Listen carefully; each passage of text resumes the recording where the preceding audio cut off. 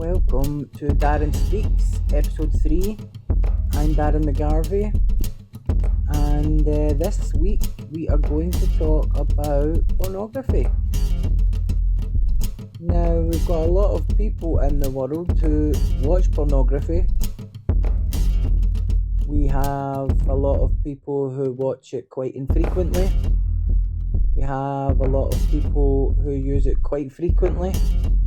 And we have increasing numbers who are struggling to stop using it, even though they would rather not. So we have people who are using it in an addictive sense. This is becoming increasingly evident when you go online and you find counter movements to pornography, like Fight the New Drug or the No Fap movement. There are also 12-step groups that deal specifically with sex and porn addiction, as well as a whole host of other sexual reboot programs, which ultimately encourage a mindfulness about what draws us to porn and to work some sort of system into our lives in order to guard against crossing those boundaries and into, relapse behaviour. So obviously, pornography increasingly is something that's being discussed in a variety of contexts. Because of sites like Pornhub, then, the porn industry has become mainstream in many ways. When I was younger, this wasn't something that was discussed openly. There was no high-speed internet porn. It was crumpled up, dirty magazines and daily sports and hedges, and there was never really any discussion about it in education beyond the odd crude reference between people in class. It was never a topic that was initiated by any adults, at least I don't recall. So some things we know about pornography is that it's free to access online, and that increasingly people are engaging with pornography, watching pornography at a younger and younger age. And while obviously some people talk about pornography in terms of the sexual liberation aspect and the empowerment of women, I think also there are reasons to be very worried about the aggressive proliferation of pornography, its impact on human relationships, its impact on mental health, its impact on people who work in the sex industry, and ultimately the impact that it has on men and women, their expectations of themselves and each other. And what I see also as a difficult conversation lying ahead, where on one hand we have this eruption around issues facing women, around matters of consent, around what is sexually appropriate. And then you have this wild, wild west of online high speed internet pornography, where increasingly it just seems like anything goes. The first thing that I just want to talk about is the fact that you could do a whole episode or a whole series of episodes focusing specifically on the ethics behind this kind of sex work. So, making the focus of it the predominantly female workers in this industry, how they are treated, the social classes that they tend to come from, most obviously being from poorer backgrounds, some of the dubious paths to career progression with which they are presented by men in the sex industry. So what I go on to talk about, which is going to be a bit about my experience of it, and naturally then the impact that it may be having on male mental health and male sexual behaviour and male attitudes towards women. I in no way want to suggest that the issue of how pornography impacts women is not, a primary issue. I just think that sort of discussion would be better handled by women, particularly women who are involved in this industry at some level. But I just wanted to kind of tip my hat to that and recognise that is something that is also at the forefront of my mind. I never really got access to pornography consistently until my kind of mid 20s. I didn't have access to the internet consistently until then. So this wasn't necessarily an issue for me, although I do recall early sexual experiences in my teens and immediately making the association with sexual gratification and being able to turn my feelings down, turn my emotions down. So, like most stimulus that I use to avoid feelings, it has the potential to become problematic for me and have the potential to develop an addiction around it and all of the other attendant issues that implies. It was towards the end of my drinking career, 2009 maybe into 2010, where pornography use started to accelerate.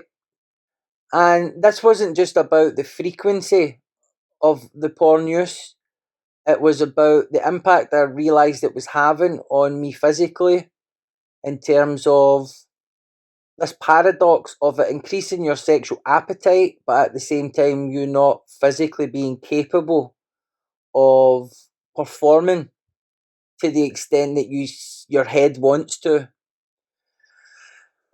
I also noticed, although it's become a lot clearer recently in the last few years, that the more that I used porn, it was quite similar to other stimulants like sugar or alcohol, in the sense that by using it, it sort of created a compulsion to use more.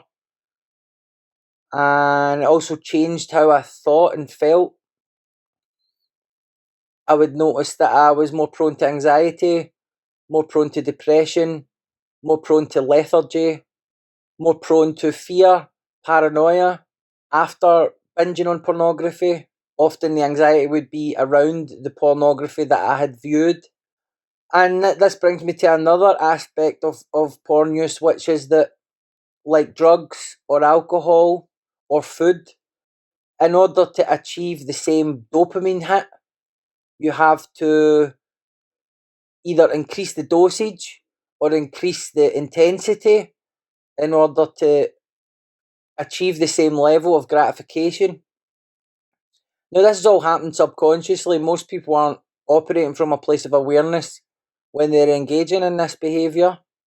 But in pornography, what that means is that you might begin by watching porn that would be regarded as quite mainstream, and then the algorithm starts to push you in different directions towards new kinks and fetishes and new styles of porn. And so there's this endless novelty involved, and that triggers dopamine. So when you're browsing porn, you're in a trance-like state, and I think that was the thing that drew me to it initially, although I wasn't aware of that. You're not really thinking about anything else. You're not feeling anything else. You're just scrolling through pornography a bit like you scroll through a news feed. So it takes you out of yourself, in a way, kind of like a meditation does, except the meditation is far healthier and more nurturing than arguably mindless scrolling through various images of sex. And ultimately, what happens to a lot of people is that they start to gravitate towards more and more extreme types of pornography. And the extremity of that pornography might shock them at first, but then they become adjusted to that. A bit like increasing your dosage of a certain drug. So you might start off just taking half a pill, then you take one pill, then you're gubbing three at a time. You might start off taking half a gram and putting the rest away for the next weekend out. Then you're ordering 3 grams for a night out. And it very much functions the same with pornography.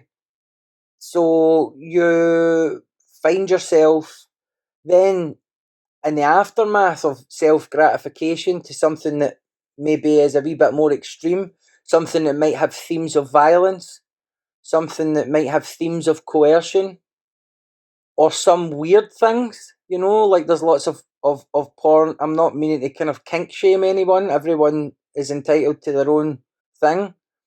But things that you personally would find weird, you become curious about. And then once the act of self gratification is done, you're just kind of sitting there with an empty feeling and maybe a sense of shame that you've crossed some sort of moral or ethical line within yourself. No, it's a private thing between you and a computer, and the chances are, unless you tell someone, no one will ever know. But it's something about it just doesn't sit right with you. And this is where the problems begin for a lot of people, because if you have nowhere to go with that shame, if you have nowhere to go with those concerns, then this becomes the engine room of more pornography use, because it's difficult to move from a place of shame without speaking to someone honestly. And when you retain that shame, it builds and builds. You begin to lose perspective on it. And ultimately, it becomes an intolerable emotional state, which you've then set up the porn addiction to relieve. So it becomes kind of a self perpetuating problem. Some of the aspects of pornography that I have become more aware of in recent years.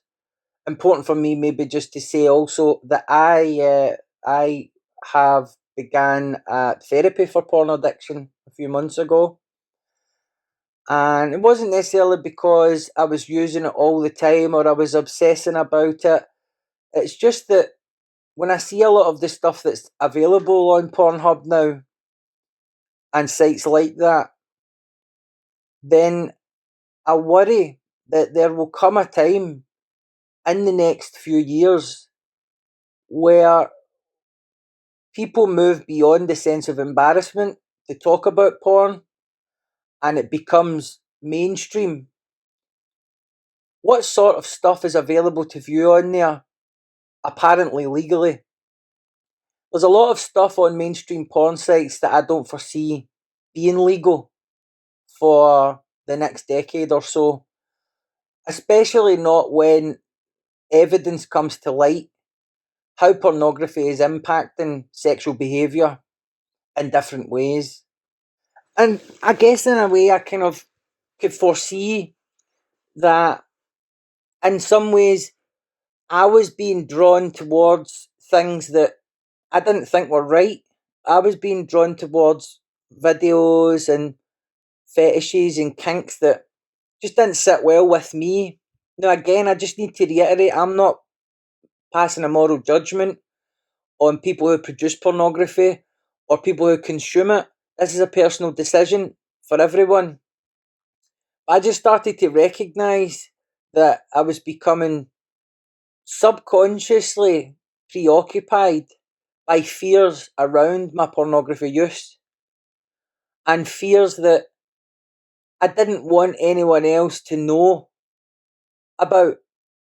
And for me, that's a really unhealthy place to be, because it becomes an area where you keep secrets. It becomes an area where you go into denial. And for someone like me who's managing alcohol and drug addiction, this is not a good place to be. When you think about the kind of eruption that occurred during the Me Too movement, and we heard the testimonies of thousands of women online who were becoming more open about different gradations of sexually inappropriate behaviour from men, then I think the natural response from a lot of guys was to become defensive about it, dismissive about it, the sort of not all men response. became quite commonplace, and off the back of that, there was a lot of online subcultures which began to sort of characterise the Me Too movement as a sort of overcorrection or a witch hunt, if you will. Now, obviously, there are aspects of all online culture. Anything that exists online has the risk of being portrayed in that way, or of a minority taking things to absurd extremes. But I in principle agreed with the basic precepts of the Me Too movement. And you only have to go back and watch TV shows from even the 90s. I mean, my wife and I are rewatching Friends again, which we do pretty much once a year. And it's amazing all of the areas in Friends where, even if you're not necessarily being overly politically correct or overly woke, some of it just doesn't sit right. You know, the Ross character generally is a bit of a control freak. He's a bit of a creep. Joey obviously is as well. The constant mockery of the men whenever they are honest about how they feel about things. There's always a kind of homophobia that creeps in whenever they are kind of heartfelt and genuine with each other about their affection. And, you know, there are countless examples of how much the culture has shifted in a good way, I believe, towards us being a bit more conscious of how seemingly innocuous words and behaviours can make other people feel. And so, with Me Too, that caused me to reflect quite deeply. Because one thing that I noticed about a lot of the men who were being accused of behaving in certain ways, whether it was the more extreme cases like Harvey Weinstein, or whether it was historical accusations of people speaking in a certain way to women. What I noticed was a lot of these men, when they were accosted for their actions, they seemed to genuinely not think they had done anything wrong. They seemed to be quite shocked that they were being pulled up for this sort of stuff. And for me, that spoke not just to misogyny, but it spoke to how that sort of behaviour had been normalised, and that these men just couldn't comprehend that the needle had shifted, and that their behaviour, which was regarded perhaps maybe as odious but not unethical, like the casting couch in Hollywood, for example, suddenly, you know, these guys are going to prison for serious crimes. And what that said to me was that just because I'm a man who doesn't think he's behaved in this way doesn't necessarily mean that I am. Initially, I thought that was a good insight to get as a man. But then, obviously, if you don't have anyone to talk to about it, then it can become an area of anxiety for you. It's probably strange hearing someone talk this openly about it, but I can't tell you the number of men and women that I've spoke to in the last few years who are mulling over these issues around their prior conduct and seeing it in this new light, and the difficulties that they run into because they're unable to remember what happened or to go and verify what happened, or maybe something did happen and they don't know how to approach or make an amend for it. One of the things with the Me Too movement is that we are very clear in our minds what behaviour is unacceptable, but we've not yet reached a point in the conversation at mainstream level where people who have concerns about either their prior behaviour or women have concerns about the prior behaviour of other men have a means of addressing this um, in a private way, either in terms of holding someone to account for their behaviour or someone accounting for their behaviour. And so that is complicated enough, particularly because so many people's earlier sexual experiences evolve around alcohol. There's a lack of clarity. I think that in a culture where constantly what we see is the worst possible example of behaviour being rightly and relentlessly shamed, then, you know, ordinary people who don't have power and who don't have money and don't necessarily have the means to control other people, they might look at somebody like Harvey Weinstein and then start drawing some sort of comparison. Not necessarily with their behaviour. I mean, Weinstein is a very extreme example. But they might start to think, or they might start to run away with the idea that they have a right to be afraid, that they have a right to feel fear, that ultimately, the clock is ticking, and that one day they will be shamed for something that they may or may not have done. The point that I'm making here is that we have a kind of perfect storm of circumstances right now, and pornography is central to a lot of it. Because what pornography does is it increases feelings of shame. It blurs the lines in terms of our clarity about what is ethical, what is unethical, what is appropriate, what is inappropriate. But what's also interesting about porn is that subconsciously your mind doesn't know the difference between pornography and procreation.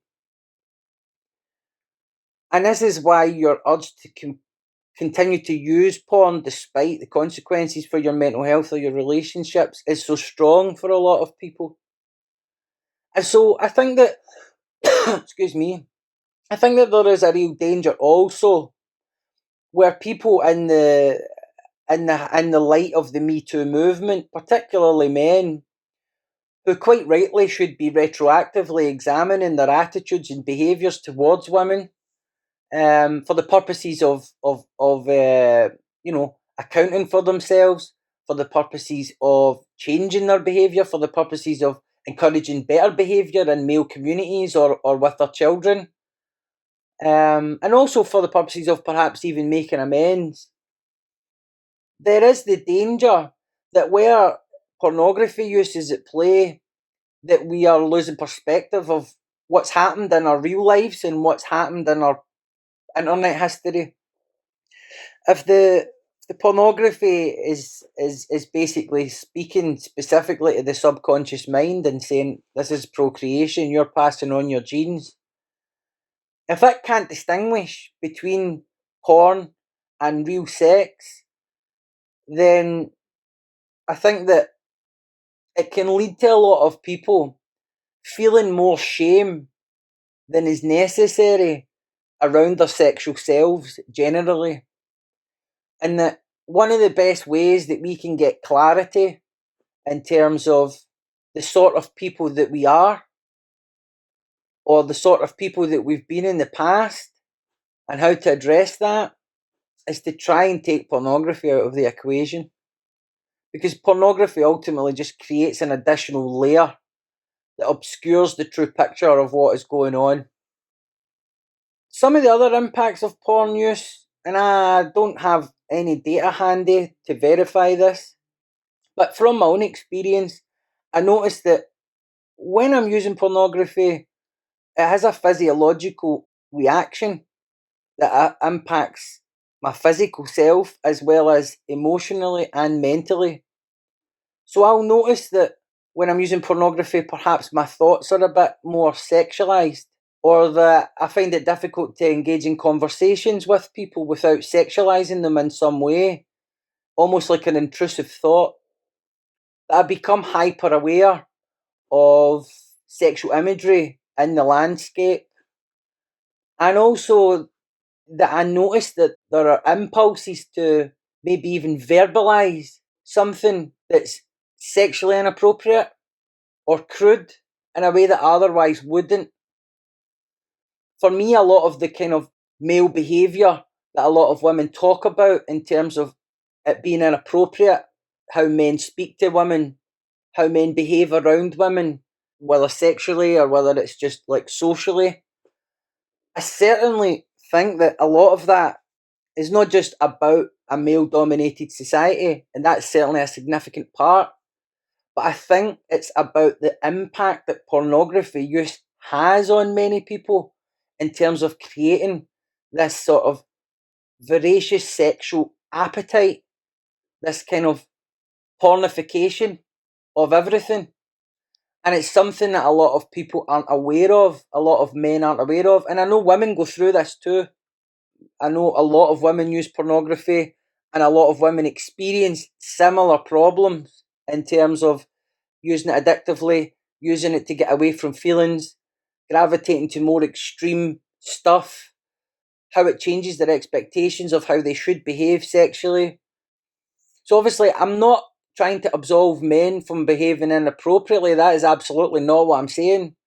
What I'm saying is that I think a missing piece of this picture that will come into play in the next few years is the corrosive impact that frequent pornography use has on some men in terms of changing their neurocircuitry, changing their physiology, changing their psychology, much in the same way that binging on sugar does, where they will become hypersexualized and hypersexual aware, while at the same time not being able to recognize that within themselves and course correct in order that they don't behave inappropriately. It's difficult talking about this, isn't it? Because, if you came to listen to this podcast just for the purposes of trying to identify things that I've said which are problematic, then this is probably a real gift for you.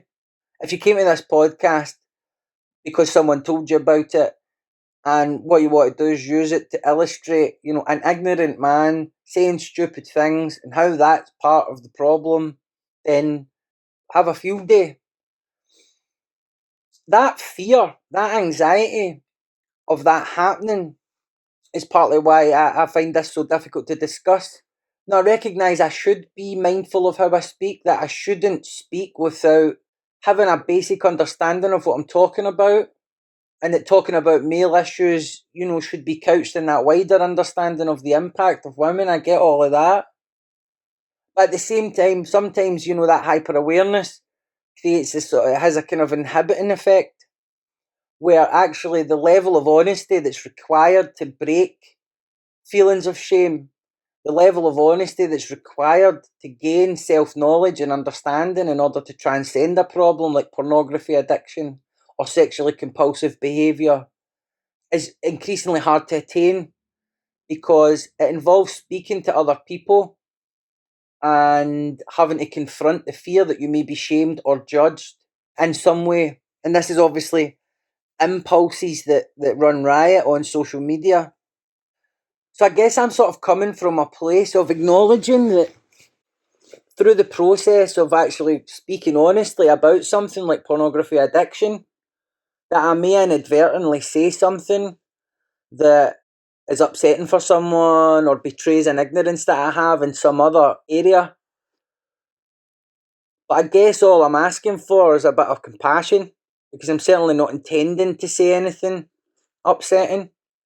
I'm really just talking from my own experience as a man, growing up in a culture which has become increasingly sexualised, and me through the years engaging in attitudes, behaviours, speech that in the last few years has been re-rendered as inappropriate, and that creates a level of, well, clarity, which is good.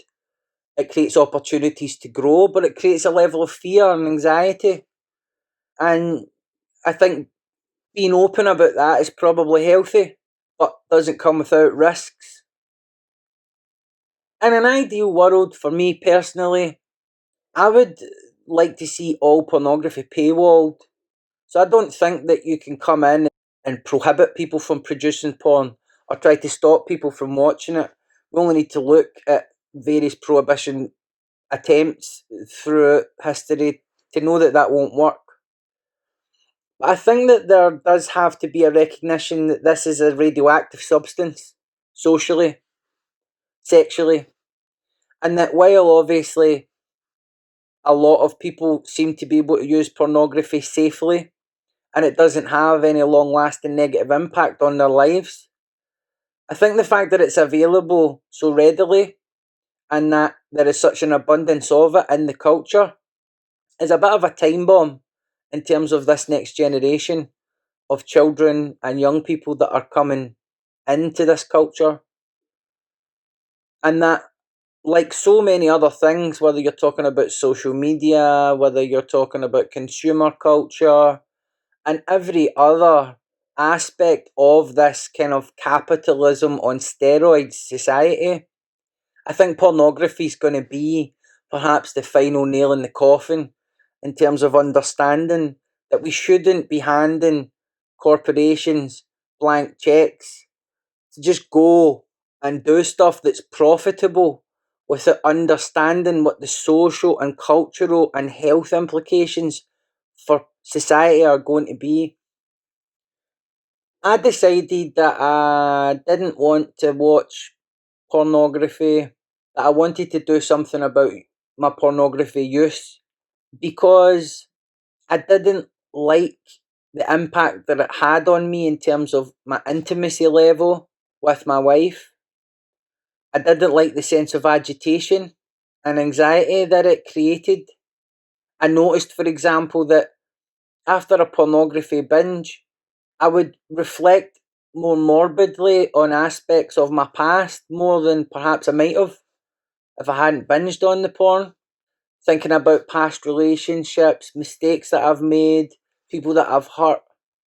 I think it's important to reflect on these things, but I think for me, pornography induced a sense of morbid reflection where ultimately I'm becoming preoccupied by fantasies of how things should have been, or I'm speculating about what did happen and here's what I would have said in this event, and ultimately I'm just completely sacrificing the present moment for absolutely pointless rumination about circumstances that I don't even know did or didn't occur. And then I'm feeling the anxiety around that immediately. So I'm kind of willing that emotional discord into existence just by losing sight of the fact that pornography is inducing that negative mind state. And then obviously with all of that fear and anxiety, you then turn to pornography again to deal with it. If you're out there and you're struggling with this, whether you're a man, you're a woman, whatever you are, you're not alone with this. There are numerous resources out there for you. There's the kind of abstinence based recovery models, there's mindfulness based recovery models, there's ways to try and see your behavior in a new context. There are all sorts of articles and takes and analyses of pornography, of sexual behavior, that I think that if you were to make the decision that it was something that you wanted to pursue but weren't quite clear about how to go about it, you might take a lot of comfort and find a lot to be optimistic about by recognising that there are literally millions of people banging their head against this digital wall who want to stop using pornography for whatever reason but can't. And that anyone who's run into trouble with this issue is dealing with a kind of toxic mix of fear and shame and anxiety, and is also suffering that in isolation, which just amplifies it further. So, whatever it is, if you are struggling, that you're fearful about, or you feel ashamed about, or anxious about, the best thing that you can do is speak to a trusted friend and just be open with them about it. Because 9 times out of 10, the thing that you're worried about isn't as bad as you think it is. It's just because by holding on to it and ruminating about it constantly within the confines of our extremely unreliable mind, then we make these problems seem bigger than they are. I think I'm just going to leave it there. And I hope that you all have a pleasant week. I think maybe this week I'll just do an Ask Me Anything. I'm going to be on the road filming my TV series, second TV series. This week I'll be doing, I'm playing polo, I'm going grouse shooting, and a whole host of other extremely upper class activities, which I hope will make for some compelling viewing for you all. whenever the documentary is finished and is aired. I can't say too much more about that. All I can say is I'm going to be working 72 hours at a minimum next week, so probably not a great deal of time to properly plan a podcast. So if you want to hit me on Facebook or Twitter or in the comment section below if you're watching on YouTube, then you can hit me with a question, and the chances are it will make it into the Ask Me Anything episode, which I'll be doing next week. Thank you for listening, everyone. I hope I haven't offended anyone, or even worse, bored anyone. And with that, I will bid you farewell. Peace.